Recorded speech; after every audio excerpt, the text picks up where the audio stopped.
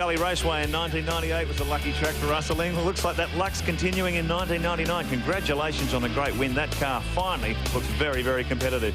Yeah, I don't know what it is about, Darwin. I think I'm going to buy a house up here. But, look, absolutely fantastic. It's nice to see another car at the front instead of those bloody blue and white things. So we're very, very happy. And all credit goes to the team who's worked very hard for the last couple of weeks since Phillip Island to get this thing back at the front. It has been a lot of hard work. I guess you were telling us in practice it's concentrated on the suspension development. Well, that's where it is nowadays. I mean, nothing else. I mean, power is very even. The Fords have got about 20 more horsepower than us, but, you know, we'll nail that back. But, no, honestly, it's just down to messing around, educated guesses, and they did the job for me. Best of luck in Heat 2. Cheers. Thank you. And you can get your own piece of Russell Ingall memorabilia by calling 1-800-888-321. All personally autographed and fully framed. The Enforcer, and that shot was taken here 12 months ago, or you can catch it on www.motorsportprints.au.com as we get ready for race 2. Now, our apologies, we had a bit of a timing glitch at the end of the last race. That's why we did bring up the results. So the starting order doubles as the results. Russell Ingall the win, of course, and we'll start from pole position. Seaton, Lowndes, Bright. Tander was nice and steady in 5th from Crompton, who had a good battle with Scaife and Bargwanna.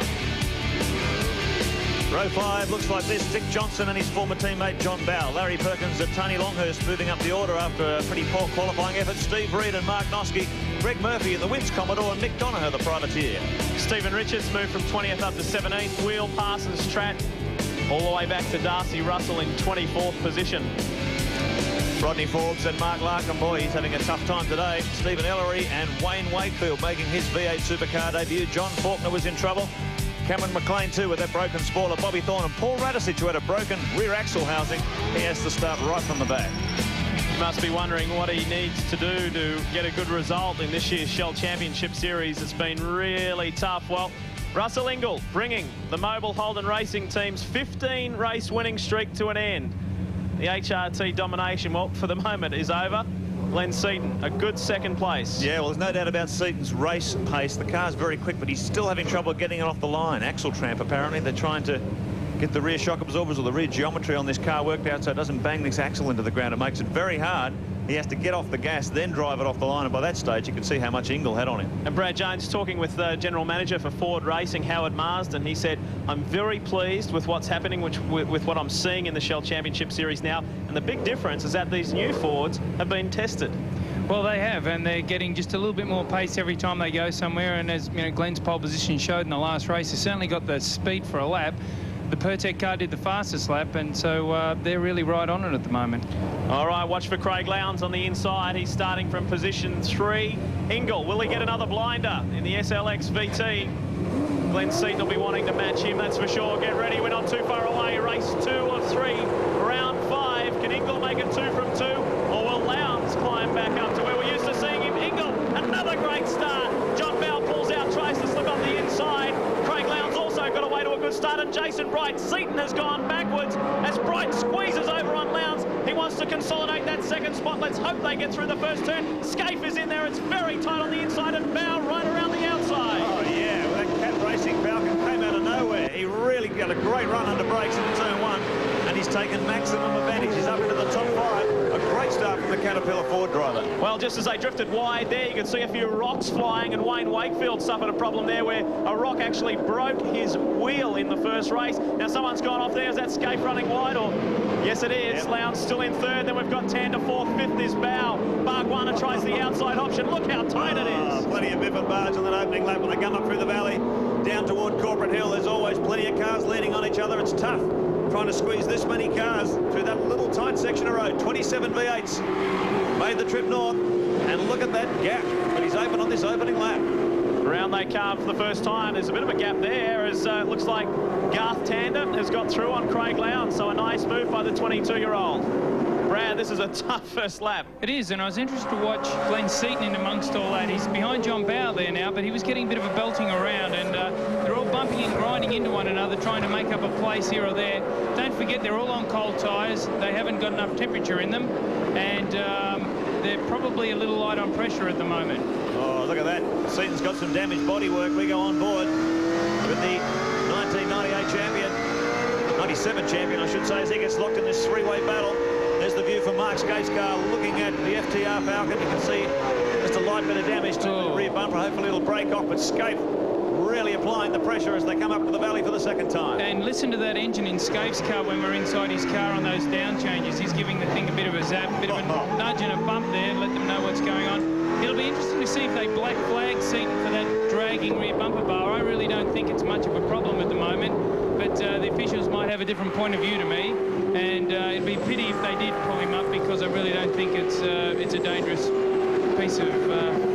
Fast and frantic action. Here's the Shell Helix replay of the start. Brad, talk us through it. Well, Glenn's had a shocker. You can see him having a bit of a look around to see how many cars are going to go past him, and he's looking across to try and edge over to the inside of the circuit to stop all the cars passing him.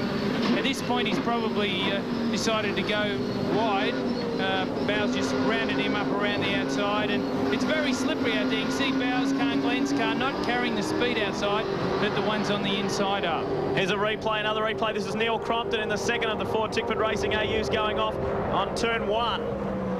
So he's a pretty unhappy time so far in 99. A good showing in race 1, but we'll have a lot of work to do now in race 2. Bow, then Seaton, it's still Scaife. We're talking 5th, 6th and 7th. Dick Johnson is up into 8th. Bargwana dropped back to 9th. And Stephen Richards has had a strong first 3 laps. He's up into the top 10. Craig Lowndes back in 4th position. Field sort themselves out around the back of the field up toward Corporate Hill. This fabulous part of the circuit as they weave their way through these high-speed assets. You can see the amount of greenery now. The track was just covered in dust last year. Organisers working very hard to make this a picturesque racetrack, and it's certainly worked. The track looks in beautiful condition, even though some of the cars were struggling for grip. Certainly the actions are plenty here as John Bow feels the pressure from Glenn Seaton trying to recover from that bad start. And Bow's going very well here. You remember in the first race, the first few laps he was dropping back. He was saying earlier on that he couldn't get enough heat into the tyres, didn't have the pressures up, and the car was hard to drive early on. But whatever he's done, he's fixed that a little bit. And looks like he's carrying almost as much speed as Glenn. Well, that's what we were talking about earlier, Brad, weren't we? That lack of power that he said. He said he was down 7 kilometres an hour. There's a new John Sydney race engine on the way, but things are going okay at the moment for the Cat 4 driver. Lowndes just going through shot, and a great showing at the moment by Garth Tanner. There's Cameron McLean coming into shot right behind Stephen Richards. He's in 11th position at the moment. Perkins having a duel there with Steve Reed, the Lansvale PPG car. Word through from race control, Mark, that the stewards are watching very closely Seaton's rear bumper. Yeah, well, it's always a risk, I guess, with that thing flapping around. I don't think if it came off, it would cause too much damage when you're dealing with a big car like this. Oh, look at Paul Radicic now. Wow, he's on fire, isn't he? What a great move that was. Well, he's just carrying through that qualifying speed. You can see a bit of damage to the front of the car in that opening lap. He's obviously been working pretty hard in traffic to get up to where he is, and sort of looks like a bull-nosed Mini at the moment, doesn't it? Yeah, it was a great disappointment. I was up with the Dick Johnson Racing team after that heat one. They pulled the rear axle out, and just 2 of the locating links for the rear suspension just completely ripped away from the casing. It was a great disappointment for them. So after that great qualifying performance, Radicic now has to do it all from the back. And I think the steward's decision to leave Seaton now at the moment's a good one. Really, that's not hurting anyone having that drag around behind the car. It's carbon fibre. Chances are it won't fall off. And really, it's not his fault. It was all in that melee in the first couple of laps, and it'd be a pity to bring him in for something that he didn't have a lot to do with. Reed and McLean, or I should say the other way around, McLean and Reed, the top of the privateers. McLean has come up into the top 10 now, but here's your race leader, the enforcer, Russell Ingall. Was very, very focused this morning when we spoke with him. He was, well, wasn't his usual animated self. He was very quiet, and he said, I just really want to go out there and win today. It would mean a lot to me. I won here last year. He's got a huge fan base up here, and to bounce back and break the Mobil HRT domination is a real credit to him. Jason Bright is going very well in the Pertec Ford in second, and Tander has caught up to them in third. Jason Bright sitting there in second position, continuing that good qualifying speed. Trying to talk to Ross and Jim Stone from Stone Brothers Racing, who prepared the car. We were trying to get a bit of a story on what was happening to him in that first heat when he just went really slowly up through the valley section. And no one seemed to think. They just thought it was a driver error or he missed his apex. But there's other people on the pits who think he had some sort of mechanical drama. So if there was a mechanical drama, it's certainly not affecting him at the moment. Greg Murphy is up into 9th position now. Stephen Richards back in 10th. And the Shell Helix Ford's right on him. Now that's Richards' car smoking. There's a guard rubbing on the tyre there by the looks of it, Brad. That's exactly what it is, but it's not a big problem. It's only bugging him too much when he's going around left-handers. So I don't think that'll be too big a problem. It's just a guard gently rubbing rubbing on the tyre, and the officials might deem it a problem, but really Richards will know himself what's going on, and no one wants to get hurt, so I think if he thinks it's a problem, he'll stop. Paul Radicic in 12th position. This is the camera from the boss's car, looking back at the Kiwi International. Doing a great job for Shell Ford Racing in 1999. Hasn't had the luck going his way as that broken axle casing would testify. He's really showing that the speed he's got on board this car. Well, like he was saying that he's really enjoying his time in the Shell Championship Series, but he finds it almost quite ludicrous as he comes right up on team boss and team owner Dick Johnson now. Moves out of the slipstream. He could go 2 here. He could slingshot past Dick and get the inside run on Stephen Richards as well. There's a bit of a gap there to Richo as they come down into turn 1. I don't think Dick wants to let him past either. As they come down into the braking area of turn 1, Radicic has got the inside run on Dick Johnson and now moves up 1 position better, and Richards has gone on. Oh, yeah. So Radicic is getting positions very fast, and Stephen Richards, whilst running in the top 10, has run wide and lost a lot of positions. And really, I think Stephen was just trying to outbrake the 2 of them and maintain his position. He's got out a little bit wide, and one thing that we've learned about this weekend is if you're a little bit wide on the track, no, I'll tell you what he's done. He's that rear tyre that's been rubbing's let go, and I think that's probably what you find has sped him off the track. Lap 7 of 17, it looks like this. Ingle, Bright, Tander, Lowndes, Bow, Seaton is in there. Here's the replay, Brad. Now we're looking at the car now. You can see Looks like the it's tyre's flat there. Yeah. So I'd say it's popped, and he hasn't been able to pull the thing up, and he's just rolled off the edge of the track, got back into control, and he'll limp round to the pits and put a tyre on, hopefully get a few positions so he can start further up the grid in the next one. So whilst Ingle still dominates this race, Got Jason Bright. Yeah, Paul Radicic rather has moved up into the top 10. Yeah, he's really on the charge, isn't he? In the Shell number 18 Ford, doing a good job as he tries to climb his way back from that mechanical failure earlier on. The order, Ingle, about 0.7 of a second in front of Jason Bright. Tander, 2.1 seconds behind the Pertec Ford last time around. And then Craig Lowndes sitting back there in 4th position, about 3.8 seconds behind our race leader. And apparently at the moment, powerless to do anything. Look how soft they've got that car set up, Brad. I was talking to Craig in the break. He said, yes, we have got the car set up soft, because that's the way we found we're getting the most speed out of the car, and they're just finely tuning it each time. They are, but the big thing is you watch HRT car, it tends to roll from front to back a lot more than the other cars. Tander's is a really good example. You watch the 2 of them under brakes, Tander's car will dip a little bit, you know, the HRT car will drop down a lot. Oh, Darcy Russell's car. And that's a big one. Yeah, sort of memories of John Faulkner last year, really. Got turned around coming onto the main straight. Let's have a look at that on the Shell Helix replay, Brad.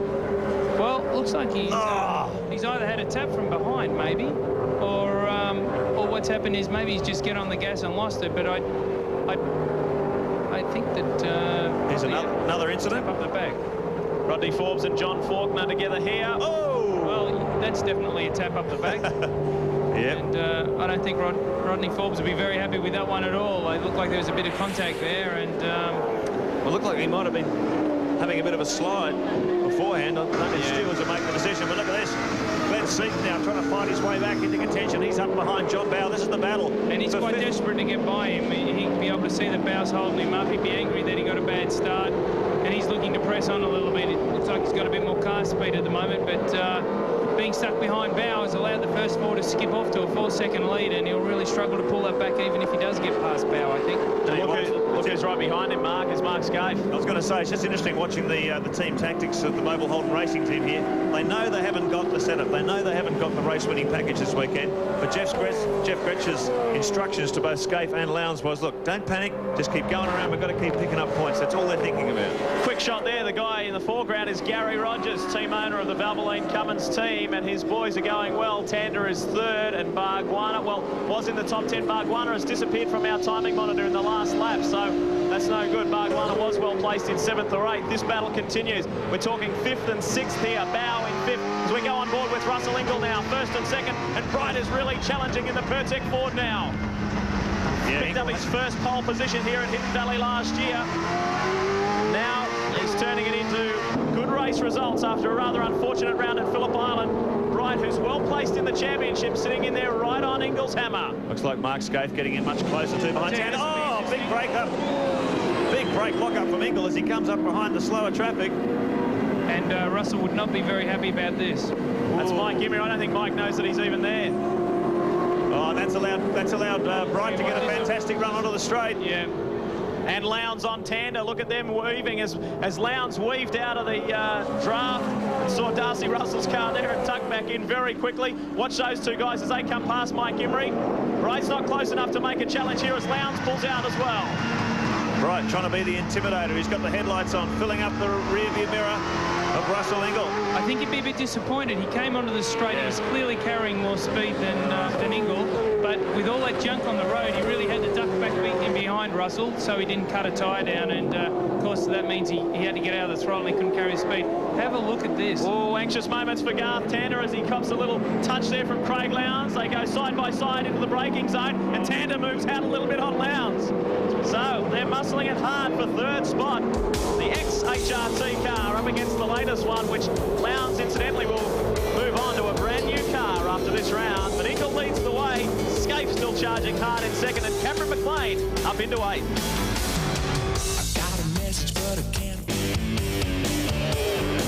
Welcome back to Hidden Valley. This is round 5 of the Shell Championship Series.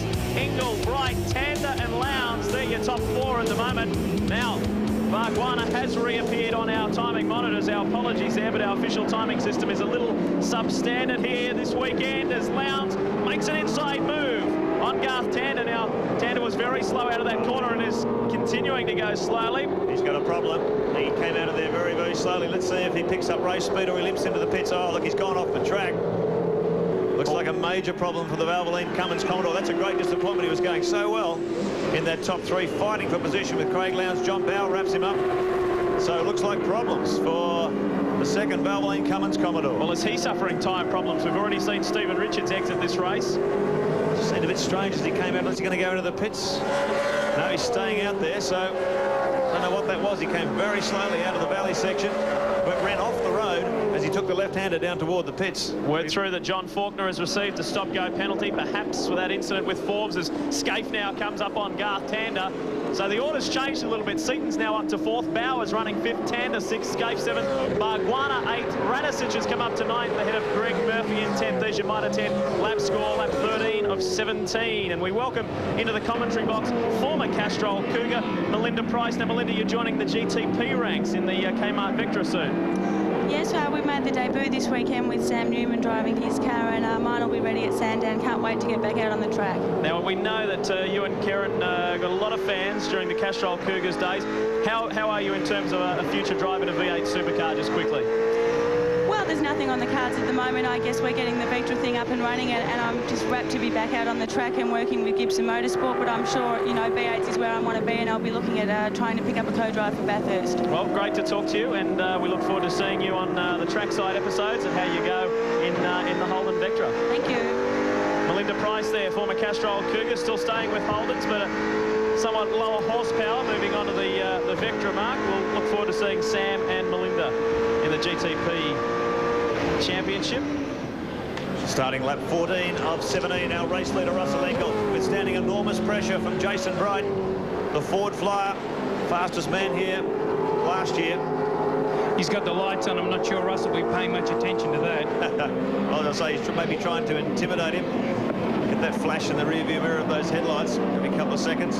Really, when you get to this close and there's nothing between them, Russell will just have a quick glance before they get to a corner and make sure he's blocking it. Replay here, Shell Helix replay, the Super Cheap Autos car, Bob Thorne, and that is Jason Bargwanna on the inside. Whoa. He's just out a little bit wide. As I keep on saying here, if you're not online, you're in trouble. You can see where the cars continually go around the circuit. There's 2 black lines. You can see it coming out of that corner. And if you're a little bit off the line and you're not where all that rubber has been put down on the circuit, you're in trouble. And if you're going a little bit quick, you'll spin, have an understeer problem. Here, have a look at this. Look at the rubber all over the track, though. Yeah, all sorts of debris breaking from 270 kilometres an hour down to about 100k for turn 1. This tremendous battle between Holden and Ford, Ingall and Bright, just stuck together, joined by what looks like a rubber band. Well, there's plenty riding on this, more than just Jason Bright's first sprint race, when, of course, he is the reigning Bathurst champ, but it's more about Ford and Holden and Ford we haven't seen win a race this year, so it is a very important time for them if Jason Bright can make the move and make it stick on Russell Ingall. This is pretty tight stuff. Ingall, don't forget, won 2 of the 3 races here last year. He has never had a clean sweep, so pretty important day for Ingall as well. It's a great shot there too from the helmet of Russell Ingall. Looking up in the rearview mirror, look how close Bright gets here. And the crowd cheering, they're on their feet. Fantastic battle between Ford and Holden as they wind back around. Now Craig Lowndes is getting very, very close. It's going to be a 3-way fight for the lead. Lap 15 of 17, time running out. Russell Ingall to defend and Bright to make his move. Just 2 laps left to run. And really, this is probably one of the strongest Holdens and one of the strongest Fords. Now, we see Russell move over to block him a little bit there, but they don't want to get over in amongst all that rubber. And there's not a lot between these two, but Bright's doing the right thing with the Pertec car. He's putting it wherever he can, so Russell can see it in the mirror, and he's just hassling him along a little bit.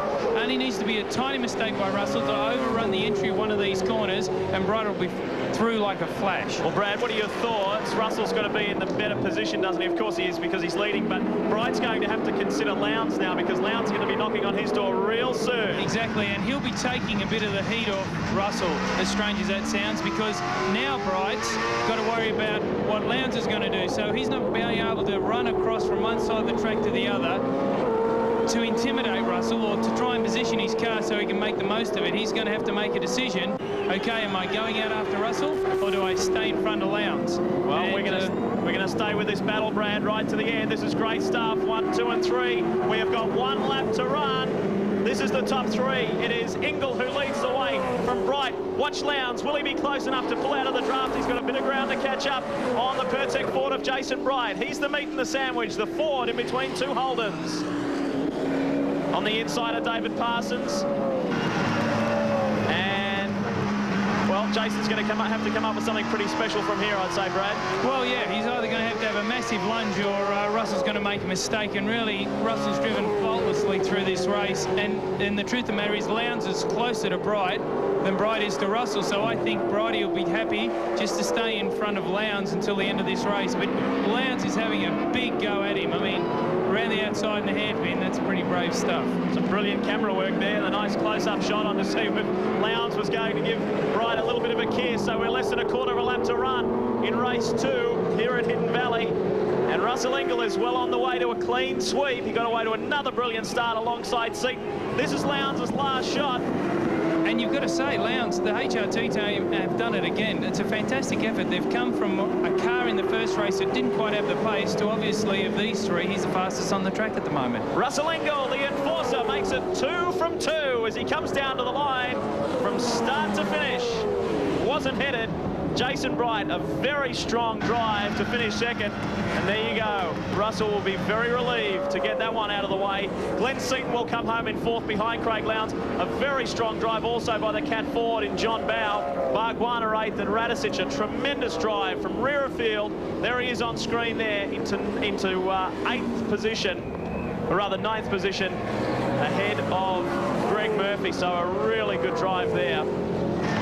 A lot closer than the first one, Brad. It was a very good race. It was interesting because at different stages, Russell, Bright and Lowndes all had the fastest car on the track, and so it turned into a Titanic race, and probably been one of the best races we've seen for a while. Well, the big Darwin crowd here enjoying the V8 Supercar action, and they have just packed them in here everywhere at Hidden Valley today.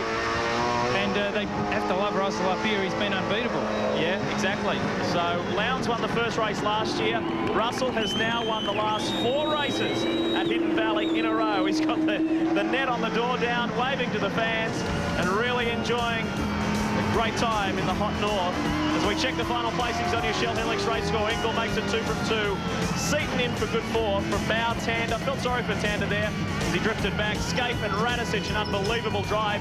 Murphy will be pleased for his top 10 result. Noski, a very strong 11th after starting the first race, rear of grid. And Dick Johnson in for 12th. Stephen Ellery also a good result in 13th. Longhurst on the improve, so too Larkham. And Reed well placed in 16th.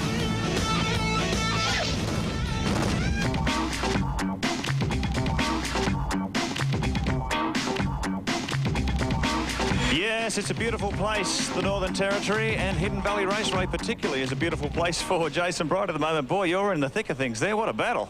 Yeah, the car, Project Falcon's working fantastic at the moment, and you know, we couldn't quite get around Russell. Finally, my starts were good. Got through the first corner cleanly, and we got to have a good race. You know, I tried to keep as much pressure as I could on Russell, but you know, he's a very wide car. Looks like a pretty tough place to pass, but you must be impressed with the speed of the AU Falcon. And being such a new car, you're already on the VT pace. Yeah, for sure. You know, Ford have done a good job. You know, we've got a good car now. We're really happy. We're just looking forward to getting onto the rest of the series. Didn't qualify as highly as we would have liked. We'd like to have been on the front row here again, but I'm sure we can make amends for the rest of the series. Well, let's hope we see you on the podium after Heat 3. Well done. Thanks, mate.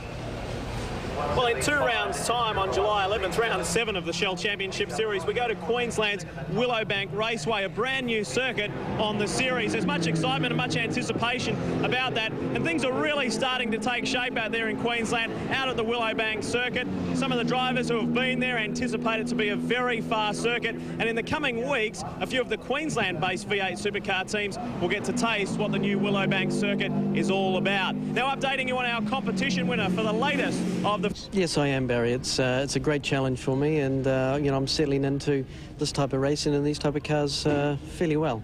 Now, the cars were obviously very brand new when you first got in it. The balance of the car was really not very good. Well, it's like all things, you know. It's a matter of finding the balance on the car and finding out what it likes and what it doesn't like. And it's very easy to find the things it doesn't like and hard to find the things it does. So, you know, we are still going through that process, and I'm also going through the process of learning the tracks, not much running, so forth and so forth. So it's, you know, it is a great challenge, and I'm enjoying it. Now, at Adelaide, I was standing right by your pit when you came in, and I could see your eyes. It looked like you had petrol or something in your eyes. People thought you retired because of heat exhaustion, but it wasn't, was it? No, it wasn't. I mean, I think I drink about 5 litres of water prior to, not to that event, but, you know, a couple of weeks before. I sort of make sure that my dehydration level is up, and it wasn't a problem. It's just pure fumes, and, you know, as the race went on, the walls are close, and following all the other cars, because I had to come from the back, I just felt myself starting to go to sleep, and it's not a good feeling. No. I remember distinctly sort of flashing past the start-finish line, looking at the lap time and going, crikey, what's happening? I'm dropping 2 seconds a lap. Not in that sort of tone, but in the back of my mind, and I thought, oh, this is crazy, I've just got to stop. And when I actually stopped, I just went to sleep, and it was, you know... Now, Western Australia, Barbagallo, that was the real Radisich, passing Noski, and it was really good going. I enjoyed that. I mean, it's all about the setup, you know, and with the small amount of running that we're getting at the events, you know, we hit and miss on the setup, and I got it right with the team, and I got it right for Sunday, and we come through from the back, so, you know, I really enjoyed that. Best luck for the rest of the day. Hey, thanks, Barry. We've been trying very hard. What's your least favourite part of Hidden Valley Raceway? The humidity. It's really hard to get over, I tell you. Nothing springs to mind. I mean, everything about Darwin, the event, the circuit, nothing springs to mind that I don't like about Darwin. It's another tough one. I mean, I had such a good time. Leaving was pretty hard. There's a little tight, very, very tight corner over the back section of the circuit, and it's really so tight that you have to do a 3-point turn to get around it. But other than that, the track's very good. Definitely save a hairpin in the valley there. It's a bit scary, especially on the first lap. There's, you know, 30 cars trying to get in there, and then people hitting you and going up the inside of you and outside of you, and that's the hardest part of it. Definitely the pit lane wall. That's what we whacked into last year. Bad memories? Absolutely. Welcome back to Hidden Valley as